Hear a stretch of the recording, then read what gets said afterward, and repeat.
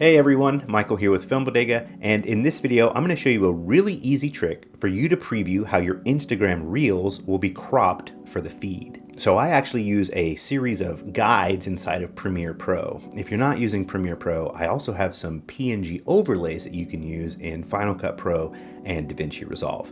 I'll leave a link down below so you can download those and use them so you can preview how your videos will get cropped and make this a little bit easier for everyone. So here I am inside of Premiere Pro and I am editing a Instagram Reel. So if I check my sequence settings, this is a 1080 by 1920 video, which are the best settings you want to use for Reels and TikTok, 9:16 ratio. What's cool about Instagram now is that the Reels, a preview of your Reel, the first 30 seconds or so will now show up in the Instagram feed. But the thing is, they're going to be cropped automatically to 4:5. That's 1080 by 1350. So to know where Instagram's gonna crop this, I created my own guides to just turn on and off. Now, if you haven't seen the 5 hidden tips and tricks in Premiere Pro video, I've covered these guides and rulers before. If you don't have these icons, you can add them here and then add them to your little menu bar here.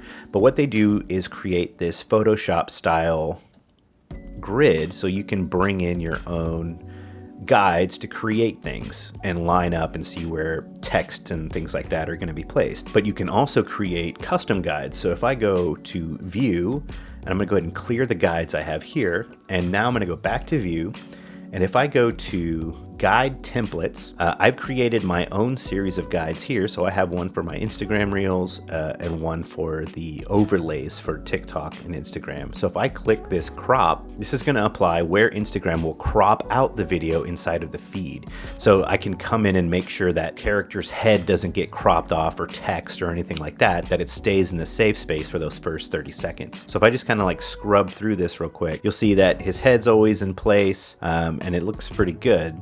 And then you can easily turn these off. You just come down to this menu, turn that off, turn it back on, and you'll know where your crop is. It's that simple. Now, it's very easy to make your own. So if I went to go ahead and clear these out and you want to make your own guides to save, you can just bring them in and then you can go to view guides template and then you can make your own and save guides as a template. I'll include a link for you to download these that I've made so you can just install them and have access to them yourself. So to install these, make sure you go into your program monitor, select it, turn on guides and rulers, and then go to view guide templates and manage guides.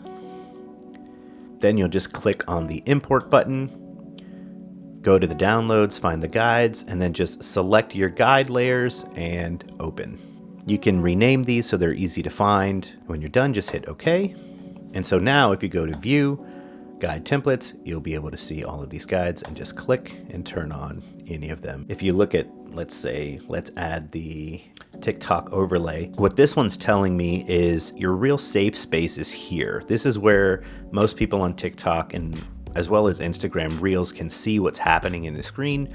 And then down here, you'll have your captions and your hashtags and the user interface. And then you have all your buttons here. So all of this area gets covered by different UI inside of the apps.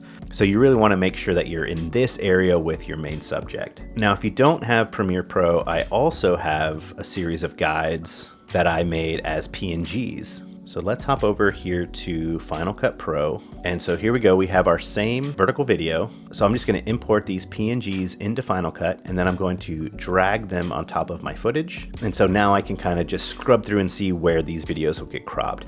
You can also adjust the opacity on these so you can just kind of turn them down and up if you want to see through them a little bit more.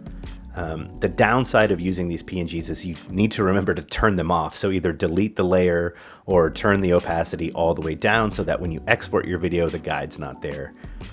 That's not something you have to worry about in Premiere, but in another app, if you're using these overlays, make sure when you're done with them, turn them back off or just hide that layer. Hope you find that helpful. I'll leave a link down below so you can download these guides and install them in Premiere Pro, as well as a link to the PNG overlays I made so you can use these in Final Cut and Resolve. See you in the next one. Bye.